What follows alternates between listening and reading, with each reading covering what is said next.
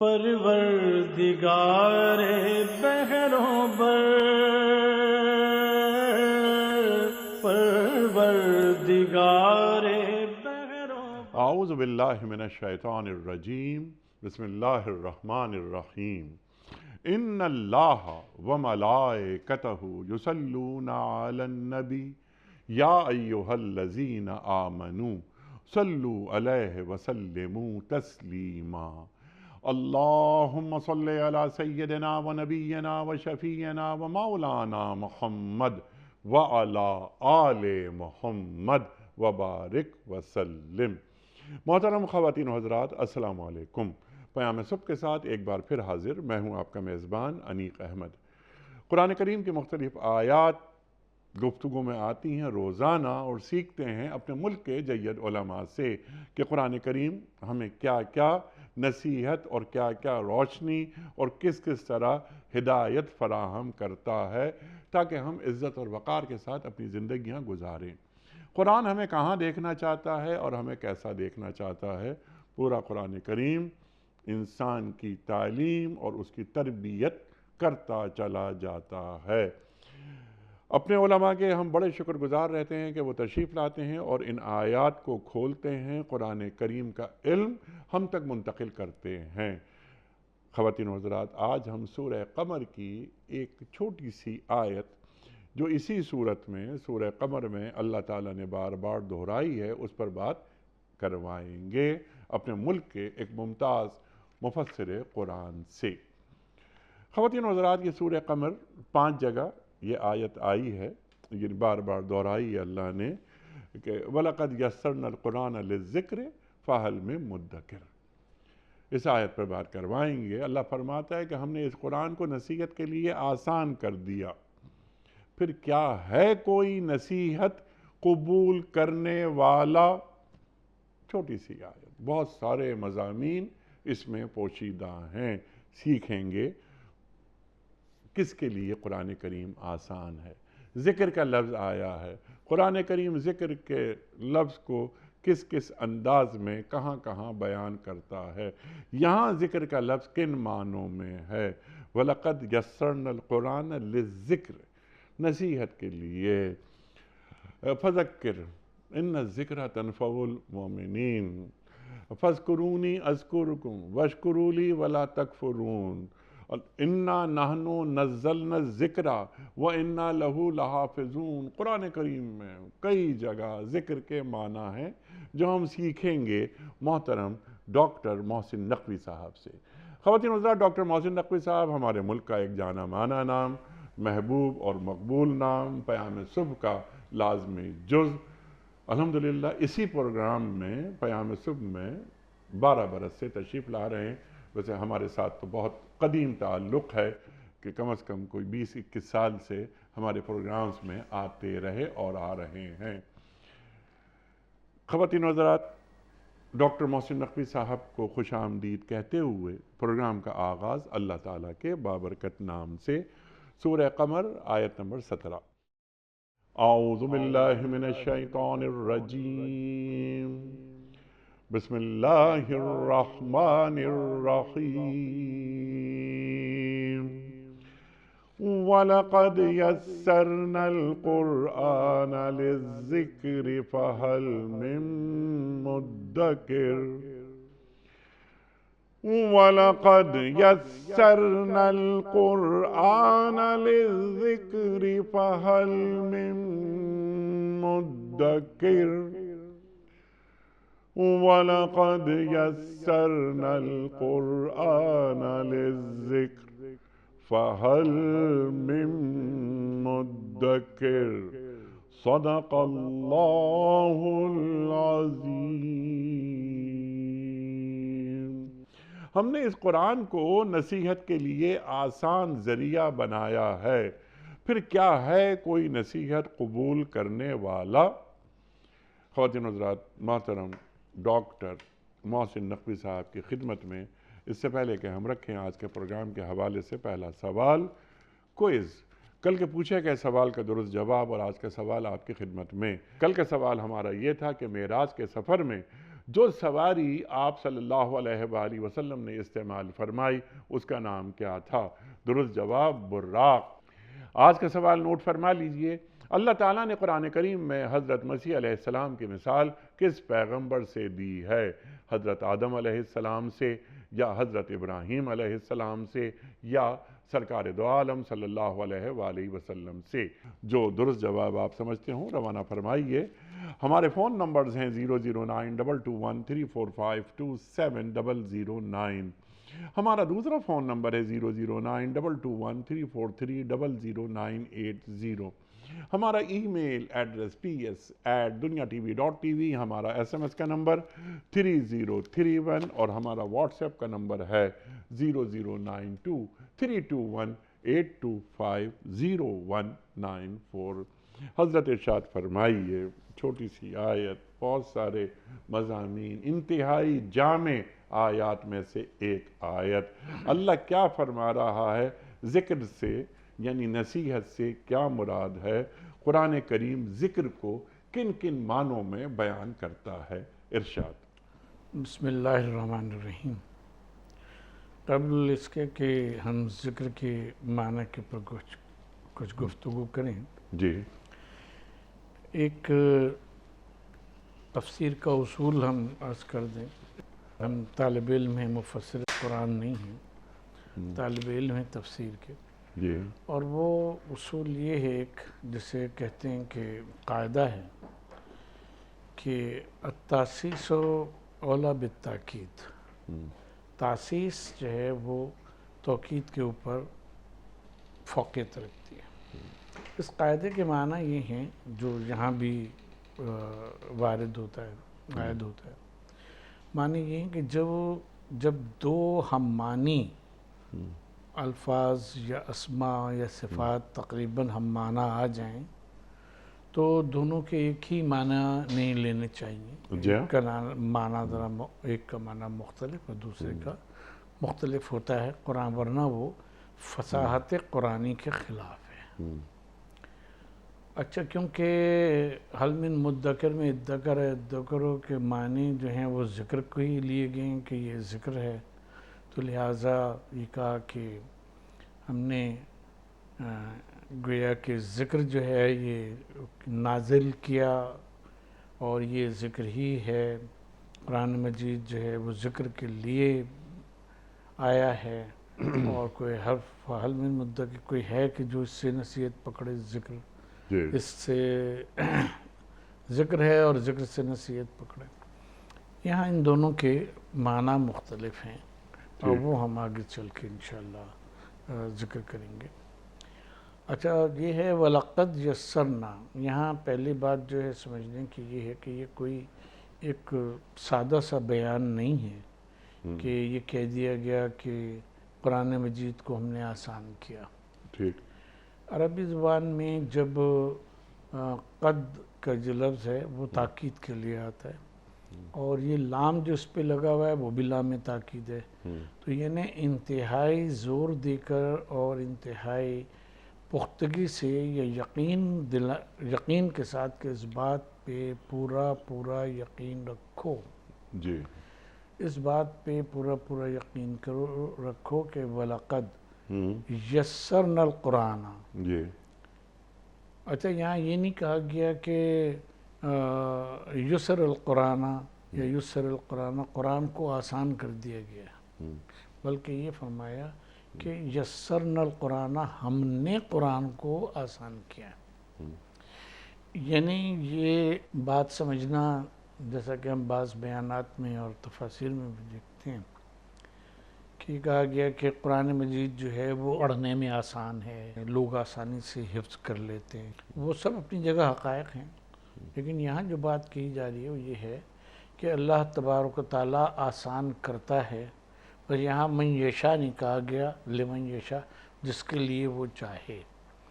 یہ قرآن مجید کے مطالب کا آسان ہونا اور اترتا چلا جانا ذہن میں اور نفس میں، اور پھر اس کے ذریعے سے کردار سازی ہوتی چلی جانا، یہ سب اللہ تبارک و تعالیٰ نے اپنی طرف پلٹا ہے۔ وَلَقَدْ يَسَّرْنَا الْقُرْآنَ، ہم ہیں کہ جس نے اس قرآن کو آسان کیا ہے.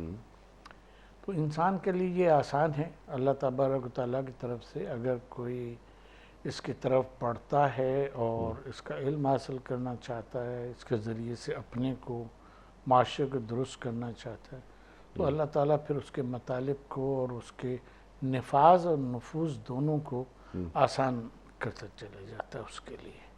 تو یہاں پہ انسان کو یہ چاہیے کہ وہ علمیت جھاڑنے کی بجائے اللہ تبارک و تعالیٰ کی توفیق کا طالب ہو، تاکہ اللہ تعالیٰ اس کے لیے قرآن مجید کو آسان کرتے. سبحان اللہ. اللہ تعالیٰ کی طرف سے توفیق کا طالب ہو، لیکن اس کے لیے ایک تڑپ، ایک للک وہ پیدا کرنی ضروری ہے کہ والذین جاہدوا فینا لنہدینہم سبلنا. اب اس سے پہلے کہ مزید کوئی سوال رکھوں، لیکن جو گفتگو آپ نے فرمائی اب تک آسان ہے، اللہ تعالیٰ فرما رہا ہے اور یہاں پر لام تاکید بھی لگا دیا وغیرہ وغیرہ، تو اللہ ہی قرآن کریم میں فرما رہا ہے. یہاں تو فرما رہا ہے کہ قرآن ہم نے آسان کر دیا ہے، کوئی نصیحت پکڑنے والا. لیکن فَاسْأَلُوا أَهْلَ الذِّكْرِ، اچھا پھر وہاں بھی ذکر ہے. دیکھیے فَاسْأَلُوا أَهْلَ الذِّكْرِ إِن كُنتُمْ لَا تَعْلَمُونَ، سوال کرو اہل ذکر سے اگر تم نہیں جانتے. تو وہاں اہل ذکر، یہاں ذکر، ان دونوں میں کوئی مماثلت ہے؟ ہاں، ان دونوں میں کافی قریبی یعنی ربط ہے، ارتباط ہے. اس کو یوں کہیں کہ دیکھیں یہ جو ہے یہ سن القرآن، یہاں اس میں اس کا مقصد اللہ تبارک تعالیٰ نے فرمایا للذکر، ذکر کے لیے. ٹھیک ہے. اب ذکر کے کا مفہوم جیسا آپ نے بھی انٹرو میں فرمایا کہ ذکر کا مفہوم قرآن مجید میں بہت ہی وائڈ اسکوپ رکھتا ہے. اگر ہم خاص اس آیہ مبارکہ کے کنٹیکسٹ میں اگر لیں کہ ذکر کے لیے کیا، تو یہاں اس کی سیاق و سباق جو آیات آئی ہیں اور جو ذکر آیا تو اس میں 5 قوموں کی کا ذکر ہے کہ جنہوں نے پیغام الہی کو کسی نہ کسی طرح سے جھٹلایا اور ان کے اوپر پھر اللہ تبارک و تعالیٰ نے ان کی گرفت کی، ان کے اوپر سختی کی، عذاب دیا ان کو. شروع جس بات سے ہوتا ہے وہ نبی پاک صلی اللہ علیہ وسلم کے معجزے سے ہوتا ہے کہ وانشقت القمر، قمر جو ہے وہ ٹکڑے ہو گیا. اور لوگوں نے کہا کہ یہ تو واقعہ کوئی نہیں ہوا ہے، یہ سحر ہے کہ جو باندھ دیا گیا، جادو کر دیا گیا. وہ ایسی صورت سے قوم لوط کا ذکر ہے، قوم فرعون کا ذکر ہے، عاد و ثمود کا ذکر ہے، وہ ہے قوم نوح کا ذکر ہے جس کے کنٹیکسٹ میں یہ بات آئی ہے، وہ یہ آیہ مبارکہ آئی ہے. تو یہاں سیاق کے سباق کے لحاظ سے تو اس کے معنی یہ ہیں ان قوموں کو ہدایت دی گئی، انہوں نے جھٹلایا اور اس طرح سے جھٹلایا کہ اللہ تبارک و تعالیٰ نے ان کو اس کی سزا دی، عذاب دیا اس کا. تو یہاں بالکل اور معنی کے علاوہ جو سب سے مضبوط معنی ہے وہ اس کے نصیحت کے ہی ہیں کہ ان چیزوں اور عبرت کے، یوں کہنا چاہیے، عبرت کے اور نصیحت کے ہیں.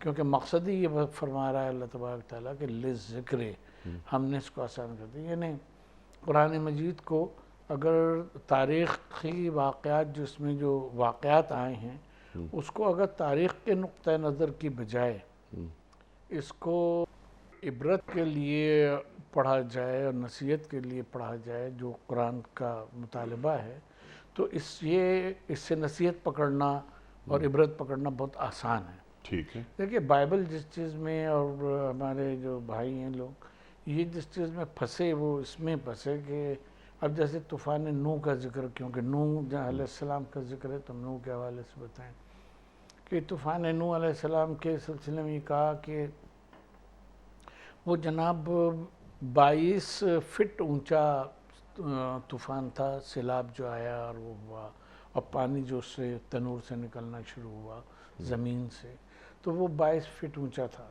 تو اب دوسری نتیجہ کیا ہے اس کا؟ دوسرا نتیجہ یہ ہے کہ جہاں اس کے آثار پائے جائیں گے وہاں وہ 22 فٹ کی مٹی کی تہ جو ہے وہ نظر آئے گی. اب کھدائیاں جو شروع ہوئیں تو انہیں ایک جگہ نظر آ گئی 22 فٹ کی. ان کا یہی ہے کہ جو طوفان نوح کا ہوا ہے. باقی جب اس کی ارد گرد کھدائیاں وغیرہ کی گئیں طوفان نوح کا وہاں کوئی وہ نہیں ملا. لہذا قرآن مجید اس قسم کی باتیں کہ جس کا ہدایت سے کوئی تعلق نہیں ہے، نصیحت سے کوئی تعلق نہیں، قرآن بیان ہی نہیں کرتا.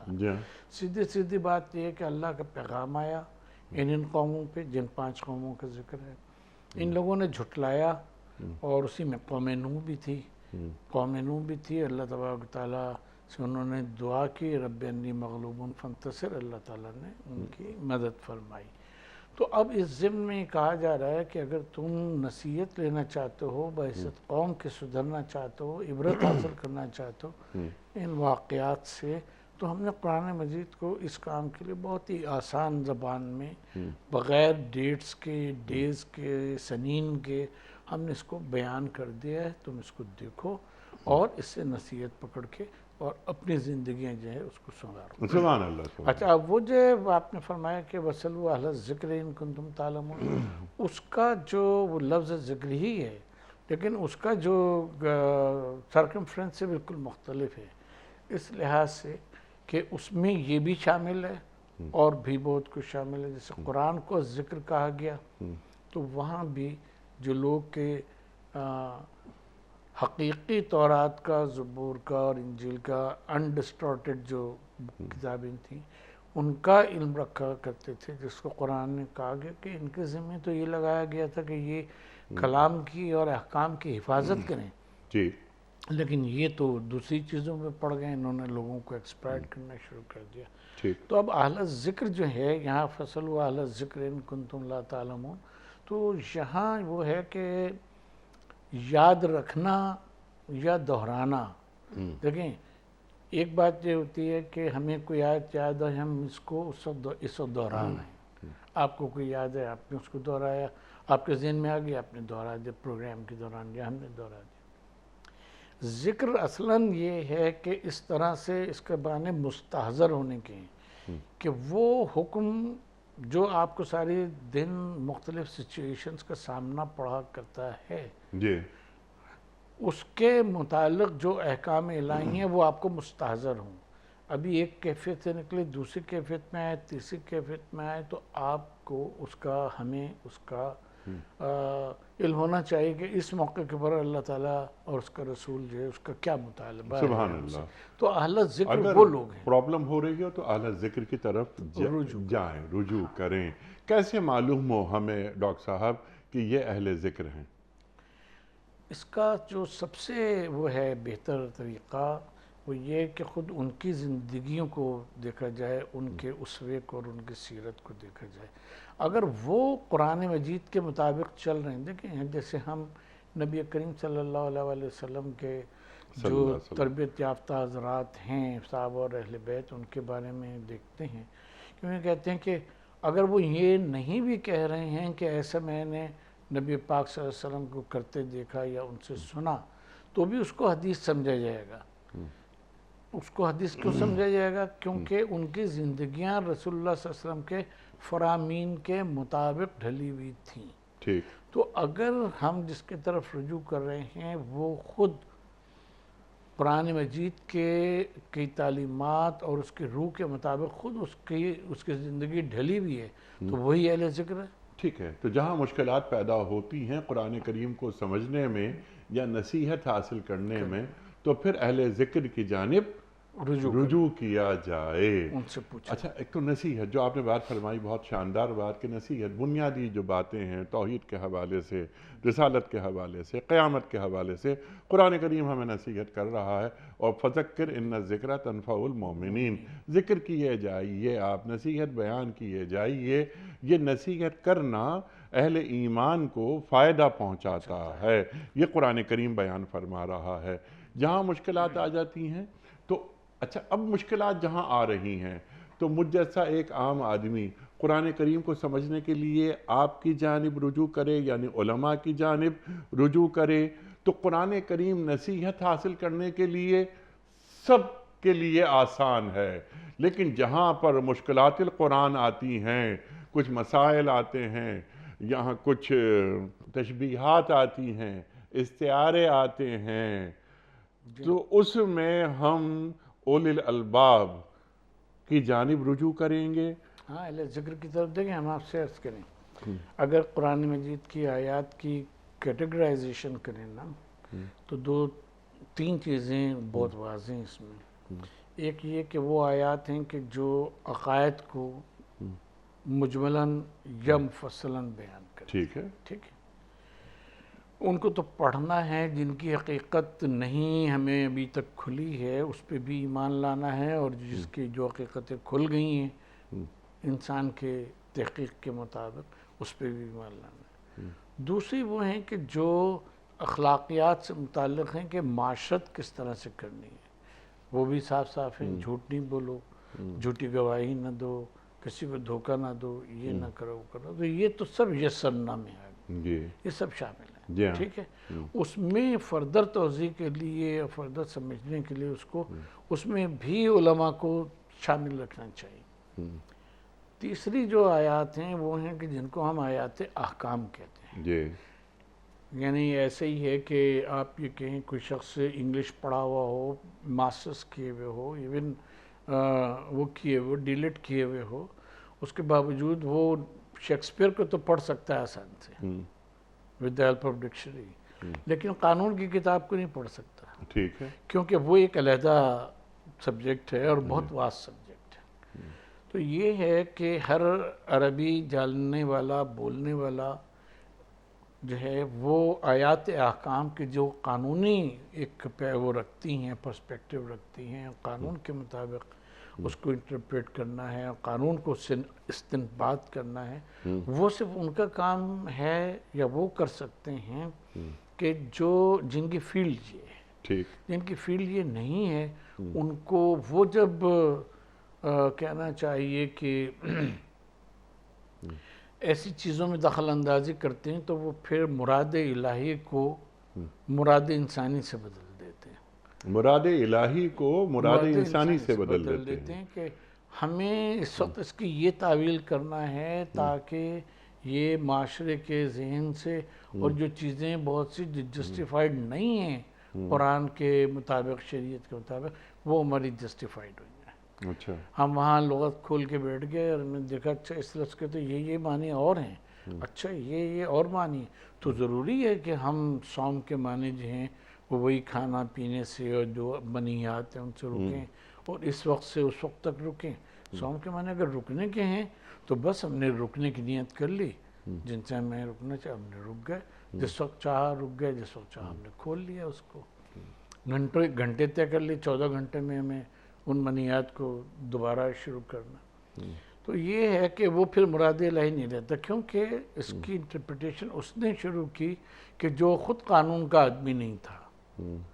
تو یہ چیز ہے کہ جو ہمارے معاشرے میں اس وقت 21ویں صدی میں اور 20ویں صدی میں, تو یعنی کہ اسلامک لا اینڈ جورسپروڈنس کو جو جانتا ہوگا وہی اس کو اپروچ کرے گا, اس کو اپروچ کرے گا. تو وَلَقَدْ يَسَّرْنَا الْقُرْآنَ لِلذِّكْرِ فَهَلْ مِن مُدَّكِرٍ, یعنی جو بنیادی باتیں ہیں, عقائد کی باتیں, وہ تو میں سمجھ لوں گا, ڈوز اور ڈونٹس وہ مجھے معلوم ہو گئیں, لیکن جہاں پر ایک حکمت کا تقاضا ہو یا کوئی جس طرح آپ نے بات کی کہ قوانین کی بات ہو رہی ہو, تو مجھے کسی جورسٹ کی طرف جانا ہوگا, اور وہی جورسٹ مجھے بتائے گا قرآن کریم کے احکام کی تفصیلات جو اہل ذکر میں شمار ہو رہا ہے.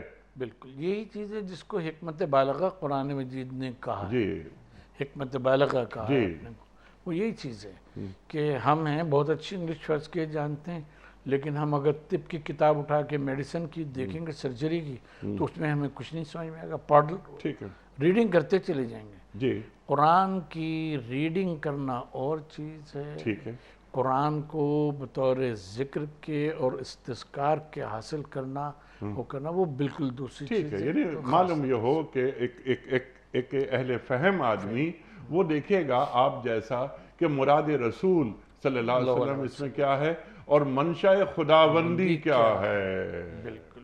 اگر ایک کوئی نیا مسئلہ سامنے آ رہا ہو تو اس پر گفتگو ہو سکتی ہے, لیکن جو مسائل قرآن کریم نے اور صاحب قرآن نے طے کر دیے ہیں ان پر گفتگو نہیں ہوگی. یہاں پہ قرآن آسان ہے. ایک بات ہمیں اور کہنے کی اجازت جی، ہے، ارشاد. کیونکہ ابھی پچھلے دنوں یونیورسٹیوں میں یہ باتیں ہم سے ڈسکس کی گئی. دیکھیے ٹیکسٹ کے بارے میں کوئی بھی ہو، چاہے ہولی ٹیکسٹ ہو ہمارا قرآن مجید کا جی. سیکرٹ ٹیکسٹ ہو یا کوئی اور ہو، اس کے بارے میں ایک بات یہ کہی جاتی ہے کہ ٹیکسٹ تو ہے جو بھی ہے، لکھ دیا گیا یا بول دیا گیا، قلم بند کر دیا گیا، اس میں آتھر کی جو مراد ہے لکھنے والے کی، اس کو کوئی نہیں طے کر سکتا. ٹھیک ہے. اس لیے کہ وہ تو چلا گیا، اب اس کو اٹھا کے زندہ کر کے تو ہم نہیں بتا سکتے کہ اس سے پوچھیں کہ تم کیا کہنا چاہتے ہو. لہٰذا اس کو اوپن ہونا چاہیے ٹیکسٹ کو، کہ جو لوگ اس کو پڑھ رہے ہیں وہ اپنے مطابق انٹرپریٹ کریں. ٹھیک. ٹھیک ہے. یہ اتنی بڑی غلط فہمی ہے کہ جس نے مذاہب کا اور خاص طور پہ مذہب اسلام میں جو نئی نئی چیزیں جو ہیں، لوگ متفکرین اسلام گویا کہنا چاہیے، متجددین اسلام داخل کر رہے ہیں، وہ اس کی وجہ سے پیدا ہوئی. ٹھیک ہے. اللہ تبارک تعالیٰ نے دیکھیے اس کا ایسا انتظام کیا کہ اللہ تبارک تعالیٰ تو پردہ غیب میں ہے، وہ ہے، اور اس نے یہ کلام نازل کیا. اب مراد خدا کیا ہے؟ جی جی جی جی جی. تو یہ اللہ تبارک و تعالیٰ ہی تھا جس نے نبی پاک صلی اللہ علیہ وسلم کو اس کا علم بھی صلی اللہ دیا، علیہ وسلم کو. اس کا علم بھی دیا، اس کو سکھایا بھی، اس کو پڑھایا بھی، اس کو یاد بھی کروایا، اور ان کو وہ بصیرت بھی عطا کرتا رہا 23 سال کے عرصے میں، کہ بما اراک اللہ میں جو آتی ہے، پروردگار نے جو کچھ آپ کو دکھا دیا ہے، سمجھا دیا ہے، آپ کو کر دیا. تو مراد الہی اس ٹیکسٹ میں وہ مراد رسول سے ہی، جو رسول نے مراد بیان کر دی، ٹھیک ہے. اسی سے پتہ چلے گی. تو یہ جو مراد رسول صلی اللہ علیہ وآلہ وسلم اور منشاء خداوندی، کیا ہر شخص اس مقام تک پہنچ سکتا ہے؟ ظاہر نہیں پہنچ سکتا. اب ایک شخص، سوال میں آپ کی خدمت میں رکھ رہا ہوں، کہ جس کی ذہنی سطح بلند نہیں ہے لیکن وہ تلاوت قرآن کریم کرتا ہے، تو تلاوت قرآن کریم کر کے کیا ہم اس کے معنی مفاہیم تک پہنچ سکتے ہیں؟ تلاوت قرآن کریم کی بجائے خود اپنی اہمیت ہے، باعث اجر و ثواب ہے، لیکن جب تک میں قرآن کریم میں اتر کر معنی اور مفاہیم نہیں جانوں گا، تو کیا قرآن کریم کی تاثیر میرے اندر پیدا ہو سکتی ہے؟ ہم نے بیچ میں ایک بات عرض کی تھی کہ قرآن مجید کو پڑھنا اور ہے، اور قرآن مجید کو بطور کتاب ہدایت پڑھنا بالکل دوسری چیز ہے. ہم اپنی والدہ کی مثال دیں.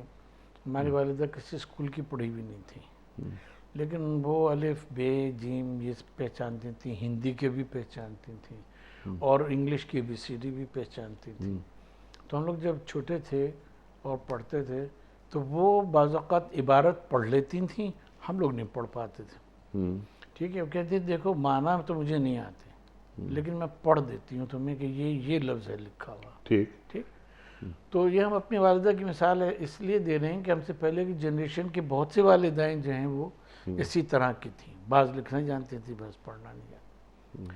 قرآن مجید کی تلاوت کا یا اس کو یاد کرنے کا ایک بہت بڑا فائدہ ثواب کے ساتھ ساتھ یہ ہے کہ جو اس سے ماقبل کتابیں ہیں وہ اس لیے ڈسٹارڈ ہو گئیں کہ اس کا جو اوریجنل ٹیکسٹ تھا وہ کسی کو نہ یاد تھا نہ باقی رہا. ٹھیک ہے. بعد میں لکھا گیا تو وہ اپنے وہ روایت بالمعنی میں آ گیا.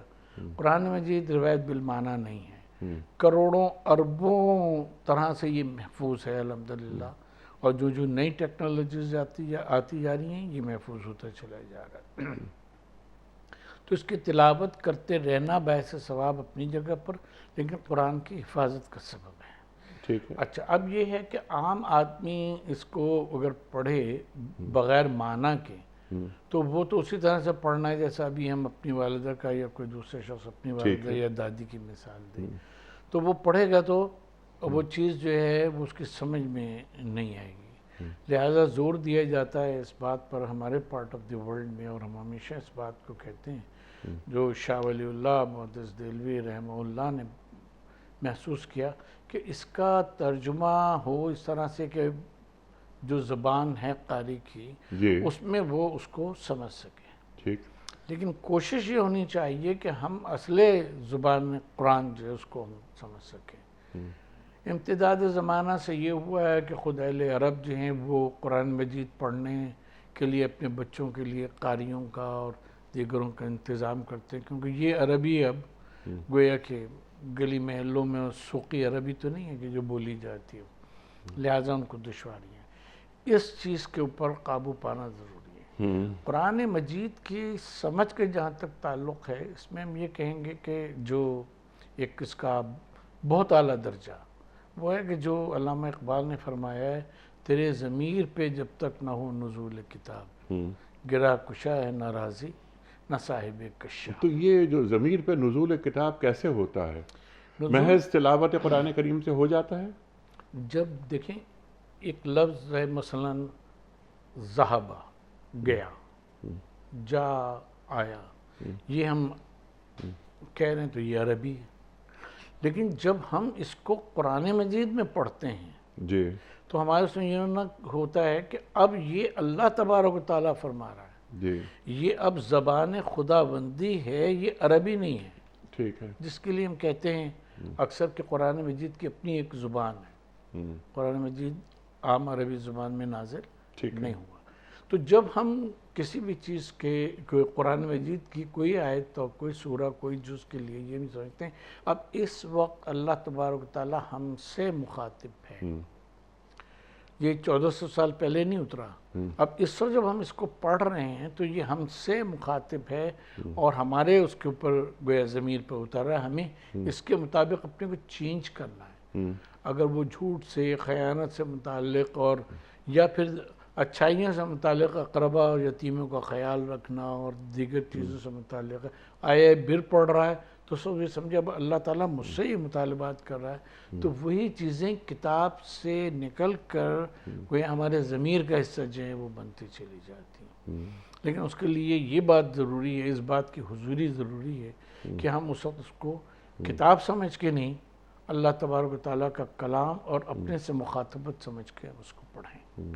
تو پھر اس کو اس کی تلاوت کی، اس کے ذکر کی معنویت ہی بالکل تبدیل ہو جاتی ہے. سبحان اللہ سبحان اللہ. یہ ایک خواہش اور بہت اچھا طریقہ، لیکن اس کا ایک روڈ میپ ہوتا ہے نا. تیرے ضمیر پہ جب تک نہ ہو نزول کتاب، گرا کشا ہے نہ راضی نہ صاحب کشاف. تو یہ ایک ضمیر پہ قرآن کریم کا اترنا یہ کوئی معمولی بات ہے؟ کیا ہر شخص اس بات کا اہل ہوتا ہے کہ اس پر نزول قرآن ہو جائے؟ اس کے لیے ایک بہت بڑا ایک تربیت کی ضرورت ہوتی ہے. اقبال فرماتا ہے نا کہ قلندر بجز دو حرف لا الہ کچھ بھی نہیں رکھتا، فقیہ ہے شہر قاری ہے لغت ہائے حجازی کا. اللہ اکبر. اب گفتگو میں معرب الفاظ استعمال کر کے ایک علمی دھاک بٹھا دی جاتی ہے. میرا اشارہ تاثیر کی طرف ہے کہ قرآن کریم یعنی محسوس ہو وَإِذَا تُلِيَتْ عَلَيْهِمْ آيَاتُهُ زَادَتْهُمْ ایمانا. تو مجھے معلوم ہو جب میں قرآن کریم پڑھ رہا ہوں ربنا لا تؤاخذنا ان نسینا او اخطانا، تو مجھے معلوم ہو رہا ہے کہ یہ سورہ بقرہ کا آخری رکوع جو معراج کے سفر میں دیا جا رہا ہے، یہ آیات پڑھتے ہوئے کیا میرے رونگٹے کھڑے ہو رہے ہیں؟ عذاب کی آیات پر کیا میرے آنسو بہ رہے ہیں؟ سوال صرف اتنا سا میرا تھا اور ہے کہ تاثیر قرآن کیسے پیدا ہوتی ہے؟ بس ہمیں اس سے پہلے دو لفظ کہنے دیے، دو جملے. اور یہ کہ علامہ اقبال کیونکہ خود عالم و مفکر تھے، انہوں نے جو راضی اور صاحب کشاف کا ذکر کیا ہے وہ ضرورت شعری سے نہیں کیا ہے. نہیں وہ تو ظاہر ہے. راضی سے بڑا نکتہ داں کون ہے؟ کشاف سے بڑا عربی جاننے والا کون ہو سکتا ہے؟ نا کہ قرآن کو سمجھنے کے لیے آپ فلسفہ پڑھنا شروع کر دیں، قرآن کو سمجھنے کے لیے آپ صرف نحو اور بلاغت اور اس میں آپ گھستے چلیں گے، اب قرآن سمجھ میں آئے گا تو قرآن کی تشریح تو ہو جائے گی، کر لیں گے کہ اس کی ترکیب کے معنی یہ ہیں وہ یوں ہے، یا مسائل فلسفیہ اور کلامیہ اس سے نکال لیں گے.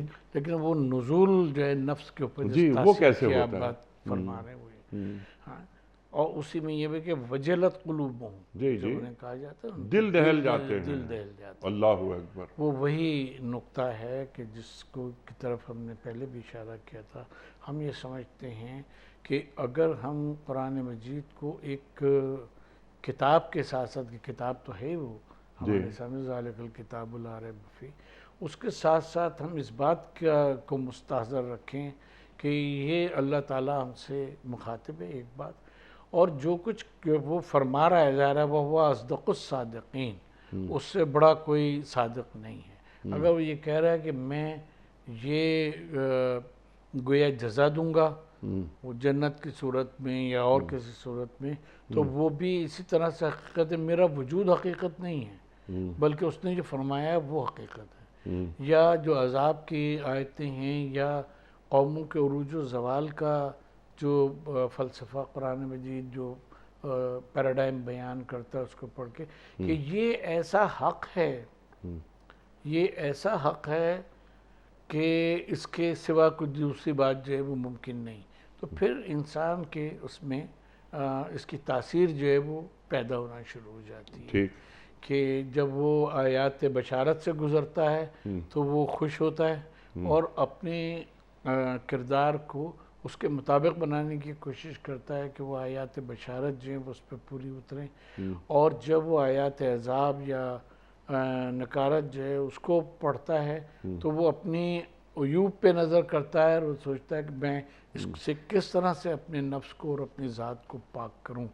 تو یہ دونوں چیزیں مل کے اس کے قلب ماہیت جو ہے وہ کر دیا کرتی ہیں، اس کے قلب ماہیت کر دیا. سبحان اللہ، سبحان اللہ. اس انداز میں جو طریقہ کار آپ نے بیان فرمایا ہے، آدمی تنہا اس سفر کا آغاز کر سکتا ہے یا اسے کسی کی صحبت درکار ہوتی ہے؟ صحبت بااہل دل تو ضروری ہے. کوئی ایسا شخص کہ جو اس شمع کو ایک اپنی طرف، پھر اس شمع کو روشن کرنا.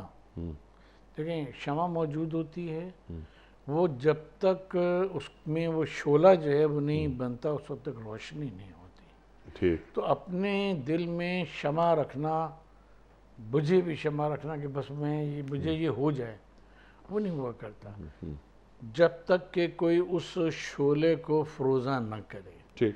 اس میں مثال دیں گے مولانا عبد الماجد دریابادی مرحوم کی، کہ انہوں نے اپنی تفسیر کے مقدمے میں یہ لکھا ہے اور بھی کئی جگہ لکھا ہے کہ وہ تو فلسفے کے نفسیات کے آدمی تھے، بہت ساری کتابیں انہوں نے ترجمہ کر دی علی گڑھ میں سب کچھ دارالمصنفین کے لیے وہ سب. کہ لیں مجھے وہ ہوا، میں ایک دم سے پلٹا اور مجھے کسی نے کہا کہ اگر تم اپنے دل کا سکون چاہتے ہو جو ان میں فلسفے میں دیگر علوم میں نہیں ملا، تو تم مولانا اشرف علی تھانوی صاحب کی خدمت میں جاؤ. سبحان اللہ. کہ میں وہاں گیا تو وہاں کچھ 100-150 کے قریب لوگ تھے. تو میں نے دیکھا، میں نے کہا میں حضرت تک کیسے پہنچوں گا. میں جا کے کونے میں بیٹھ گیا اور دیکھتا رہا کہ کیا یہاں ہو رہا ہے، کیا حضرت کیا کر رہے ہیں کیا نہیں کر رہے ہیں. دفعہ انہوں نے نظر اٹھائی اور انہوں نے اپنے پاس قریب بلا لیا. اللہ اکبر، اللہ ٹھیک ہے، اپنے اکبر. قریب بلا لیا اور پھر اس کے بعد کوئی گفتگو انہوں نے نہیں کی، کوئی گفتگو نہیں کی. بس وہ شعلہ تھا کہ وہ انہوں نے ماچس جلا کے وہ شمع کو روشن کر دیا ایک مرتبہ. پھر یہ بھڑکتے ہی رہتے تھے اور ان کی صحبت سے فیض حاصل کرتے رہتے تھے. سبحان تو اللہ. وہ ضروری ہے. اور پھر جو تفسیر انہوں نے لکھی ہے عبد الماجد دریابادی نے، انگلش میں بھی اور اردو میں بھی جو ان کا وہ ہے، اس میں جگہ جگہ وہ مرشد تھانوی مرشد تھانوی مرشد تھانوی لکھتا ہے. حالانکہ اگر یوں کسی سے کہا جائے تھانوی صاحب اور اشرف علی تھانوی، کیونکہ وہ تو ایک سکہ بند دیوبندی مولوی تھے، ہے نا.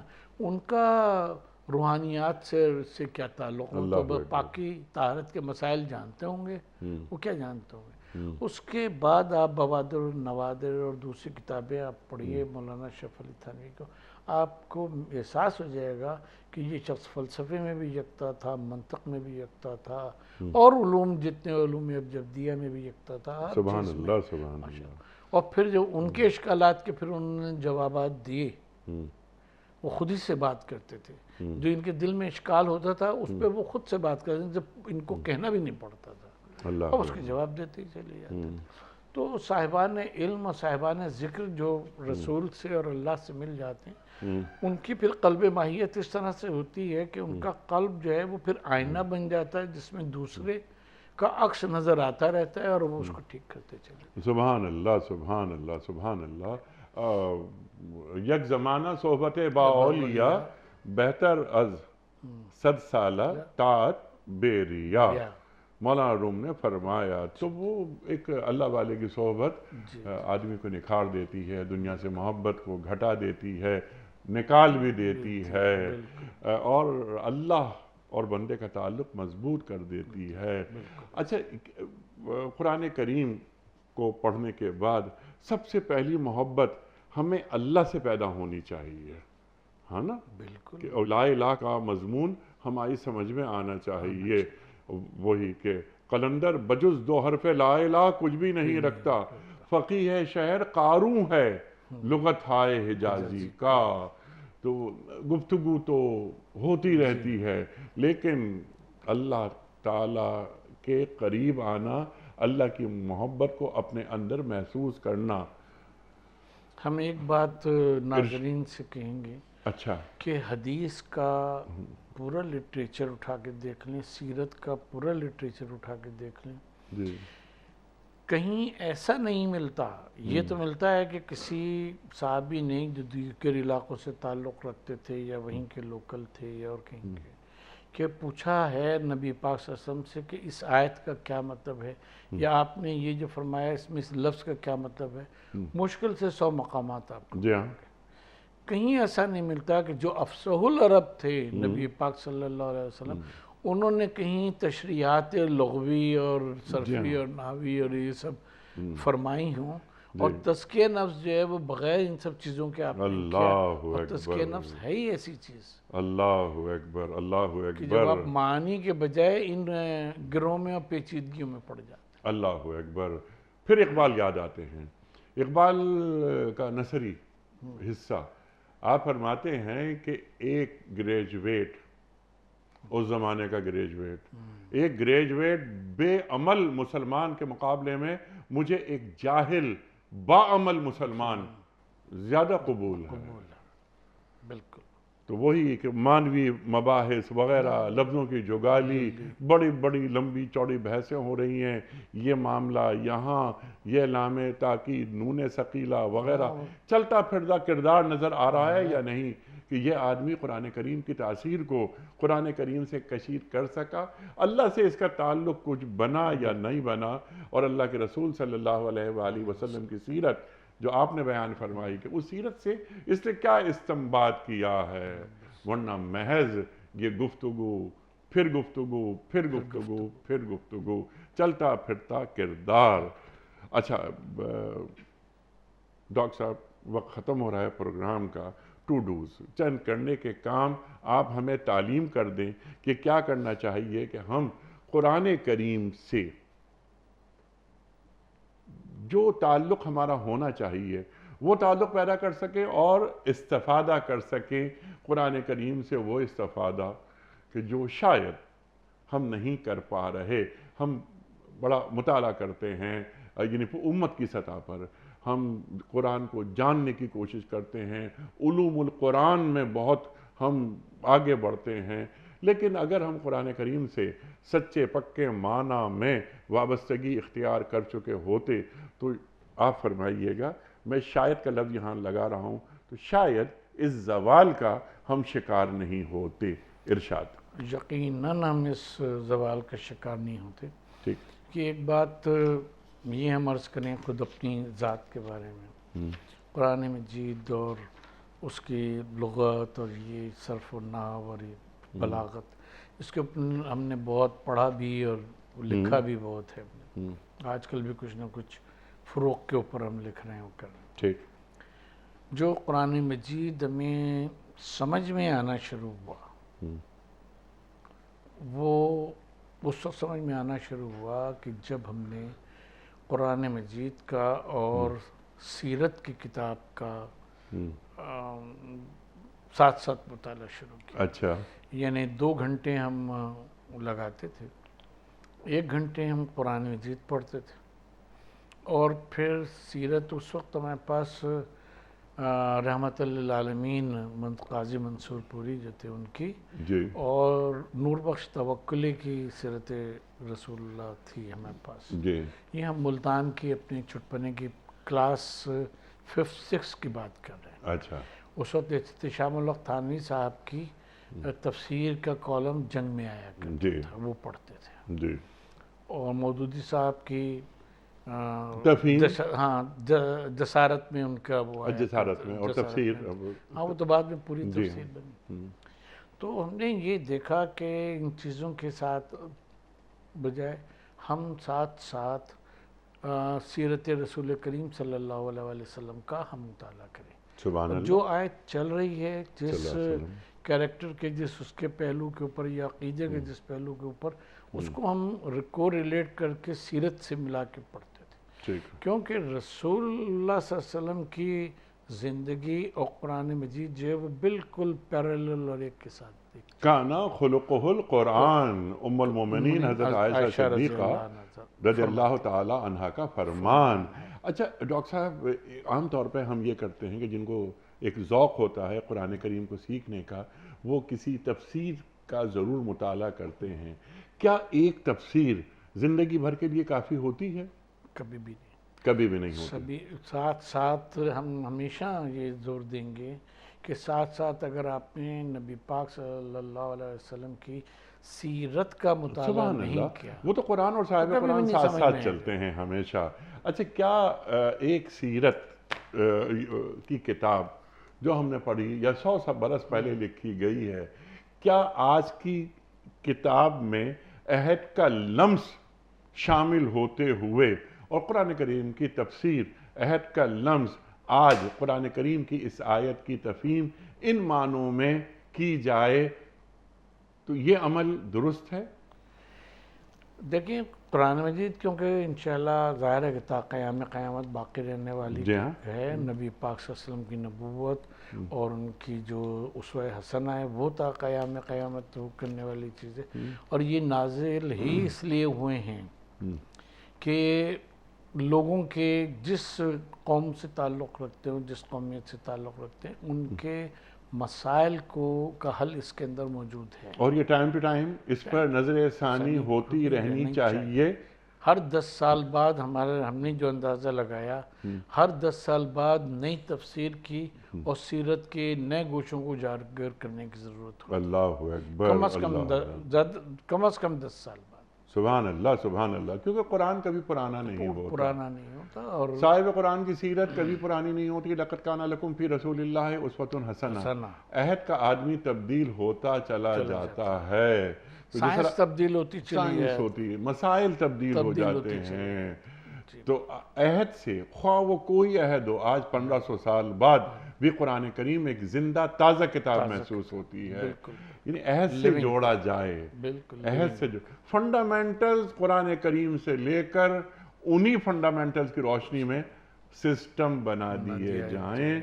وہ معاشی مسئلہ ہو، سماجی، سیاسی، معاشرتی، عسکری، تمام مسائل قرآن کریم حل کر دیتا ہے. فنڈامنٹلز دے دیتا ہے. سسٹم بنانا اس عہد کے آدمی کا کام ہے جس عہد میں وہ قرآن پڑھ رہا ہے. ٹھیک ہے ڈاکٹر صاحب؟ ایک جملہ کہنے دیئے. پرابلم یہ ہوا ہے ہمارے وہاں مسلم ورلڈ میں، دیکھیے سسٹم ہمیشہ دانشور بناتے ہیں جی، جن کو معاشرے کی دانش بھی ہوتی ہے، اور جو ان کے پاس گائیڈنگ میٹیریل ہوتا ہے، اس کیس میں قرآن اور سنت.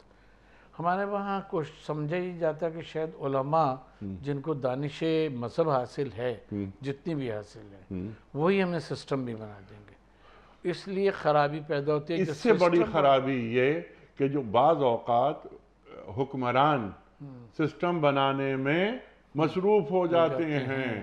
حکمرانوں کا کام دانشوروں سے سسٹم لے کر اس کا نفاذ ہے. بالکل. تو جن کا کام نفاذ ہے، امپلیمنٹیشن جن کا کام ہے، ان کو وہی کام کرنا چاہیے.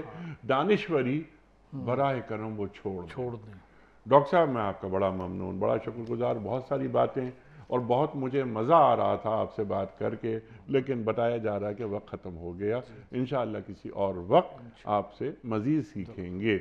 خواتین و حضرات، وقت کیا مکمل ہوا ہمارے آج کے پروگرام کا کوئز۔ کل کا سوال ہمارا یہ تھا کہ معراج کے سفر میں جو سواری آپ صلی اللہ علیہ وآلہ وسلم نے استعمال فرمائی اس کا نام کیا تھا؟ درست جواب براق۔ آج کا سوال نوٹ فرما لیجئے۔ اللہ تعالیٰ نے قرآن کریم میں حضرت مسیح علیہ السلام کی مثال کس پیغمبر سے دی ہے؟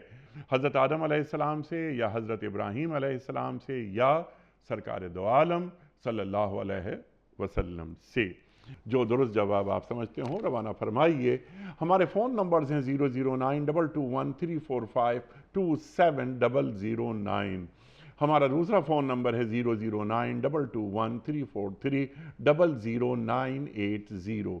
ہمارا ای میل ایڈریس ps@dunyatv.tv۔ ہمارا SMS کا نمبر 3031، اور ہمارا واٹس ایپ کا نمبر ہے 009232182500194۔ ڈاکٹر صاحب ایک پرچی نکال کر اعلان کر دیجئے آج کے ونر کون ہیں؟ اور آج کے ونر ہیں جنید احمد گوندل صاحب، ایڈوکیٹ، یہ ہیں سابو والا روڈ، محلہ اسلام نگر، گجرات۔ جنید احمد گوندل صاحب، ایڈوکیٹ گجرات سے۔ جنید صاحب آپ کی خدمت پہ دنیا ٹی وی کی جانب سے دینی کتب پر مشتمل گفٹ ہیمپر آپ کے گھر روانہ کیا جا رہا ہے بذریعہ کوریئر۔ آپ کو بہت بہت مبارک ہو۔ پیام صبح کا اختتام ہوتا ہے روزانہ ایک قول پر، اور وہ قول ہوتا ہے صاحب نہج البلاغہ امیر المومنین حضرت علی مرتضیٰ کرم اللہ وجہہ کا۔ آپ فرماتے ہیں جو اپنے ماتحت افراد کے ساتھ عدل روا رکھتا ہے وہ اپنے بلند والوں سے عدل پاتا ہے۔ اللہ اکبر۔ جو اپنے ماتحت افراد کے ساتھ عدل روا رکھتا ہے وہ اپنے بلند والوں سے عدل پاتا ہے۔ اللہ اکبر۔ اپنے میزبان انیق احمد کو کل تک کے لیے اجازت دیجیے۔ خدا حافظ۔ پروردگار